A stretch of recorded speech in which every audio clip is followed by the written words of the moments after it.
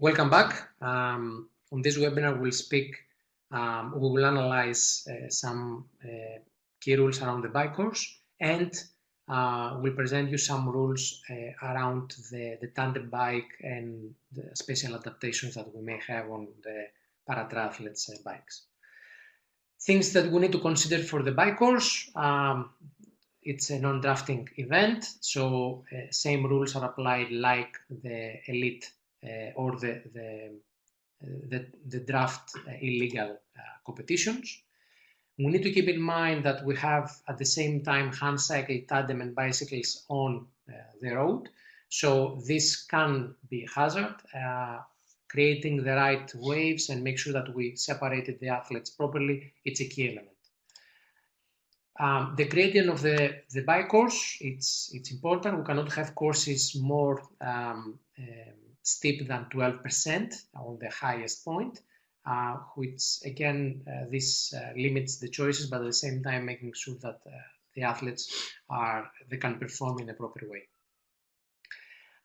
If we have events that there is an age group race and paratriathlon is part of it, we need to make sure that we have minimum overlapping. So we need to have the proper time difference between the waves of the paratriathlon and the age group event. Width of the road and the corner, it's quite important.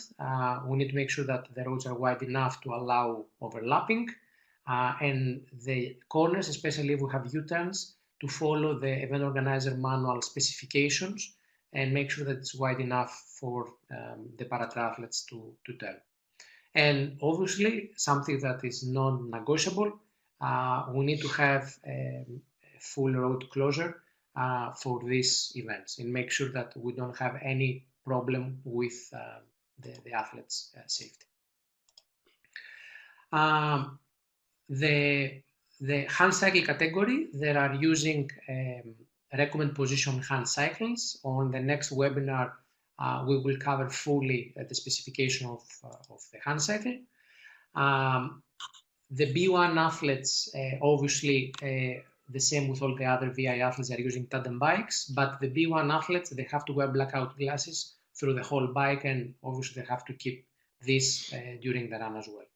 So, as we said in the previous webinars, the B1 athletes are using blackout goggles from the start of the swim until they reach the first transition, and then blackout glasses from the first transition until they cross the finish line.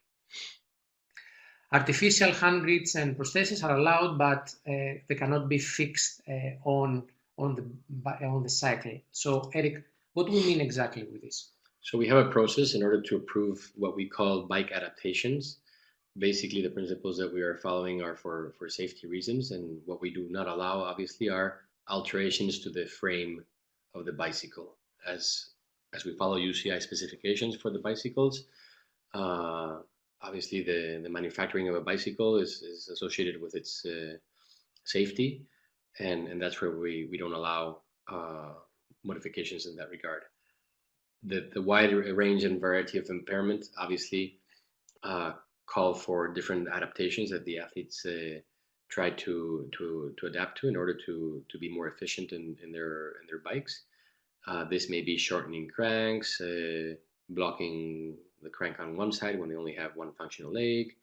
Obviously, some kind of extending assistive devices that may allow them to maneuver the handlebar in a better way. But none of these can obviously be pieces of equipment or devices that can cause extra harm in the case of crash.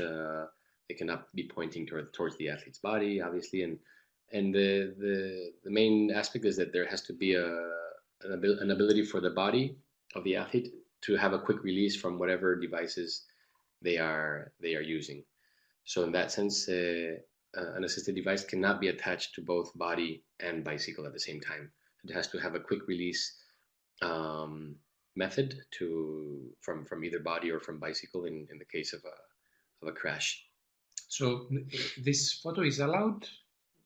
It looks like it is fixed only on the bicycle, but it's not fixed on the athlete's body. So yeah, it seems like the residual limb of the athlete would simply fit into that socket of that prosthetic arm that we see there.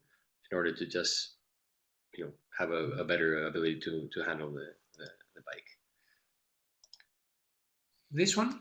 In this case, again, we see the adaptive device not being used in this specific moment by the athlete. But the athlete has the ability to put in the residual limb in that socket, depending on the position that he's taking on the bike in a given moment of the race. Right now, they've opted for a narrow position in which they are not using that device, which seems to be an assistive turning or hand for managing the handle. There are specific devices that we don't consider an adaptation because they are quite standardized and are associated with specific types of impairment, as we will see in the next slides. Mm-hmm. So there are athletes that they are coming to our events with this kind of adaptations. Is it something that's allowed? Yeah, for instance, there are two specific ones that we mentioned in the rules, as I said before. One of them being this for normally athletes who have an above the knee amputation and simply want to find a better bracing for their residual limb in order not to be, disbalancing them or causing, unnecessary friction on the saddle. So we do allow these sockets to be part of the bike adaptation, as the athlete in case of crash would obviously just fall out of this socket. Same thing goes for splitters for the brakes, in order to have just one handle action the brake on both the wheels or the gear changing for both plates and speed cassettes, etc. So as Eric said, there is an approval process within ITU for any kind of adaptation that the athletes are doing on their bicycle. All these adaptations are included in the document. You can download the document from the competition rules section, and you need to make sure in all of the events that you go, you have downloaded the latest version, because we are continuously approving adaptations, bike adaptation through the year.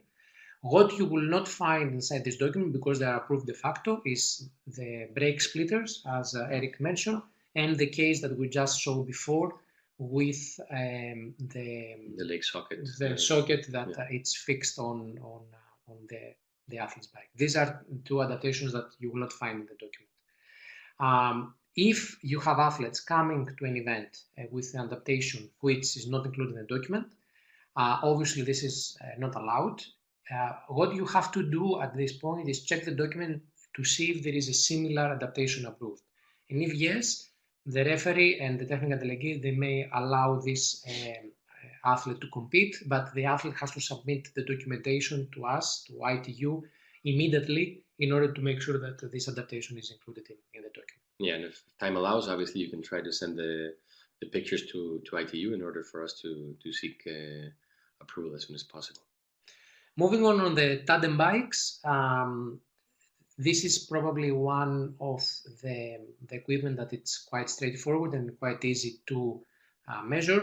According to UCI, the bike adaptation, according to UCI, the tandem bike needs to be no more than 2.70 meters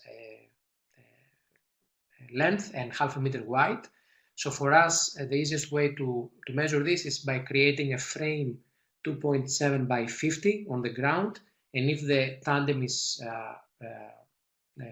fitting within this frame, then it can be allowed to be used. As far as concern the drivers, the pilot's handlebar, since it's a draft illegal event, there are the same rules applied as the bicycles, the handlebar for the draft illegal events. So we just need to make sure that they are plugged and the clip-ons, they don't extend to the front edge of the wheel. Other than this, there is no other critical measurement that we need to perform for the bike of these athletes. There are though some cases that we have to be careful, and this is the specific photos. We have some tandem bikes that are coming with a belt instead of a chain. So Eric, is it something that is allowed or not? It's currently not allowed by our competition rules. So it's as Thanos said, it's something you have to just be aware of in case you identify this on not only a tandem but on any other regular bike. and so forth.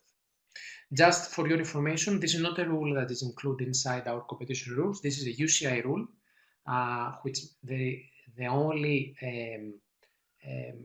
resource of movement should be a metal chain, cannot be a belt. So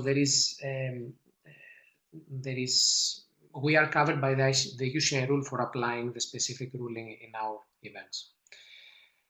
What is quite important for you to understand is that due to the number of things that we need to follow up, especially in the check-in, it's quite important to create a specific check-in working sheet. We have created a check-in working sheet from you. This is available on the Technical Officials website, which easily you can download, and then you can use it for all the equipment check that you are performing during the graduation zone check-in. Thank you very much for watching, and we look forward to see you on the 3 remaining webinars around the paratriathlon rules. Thank you.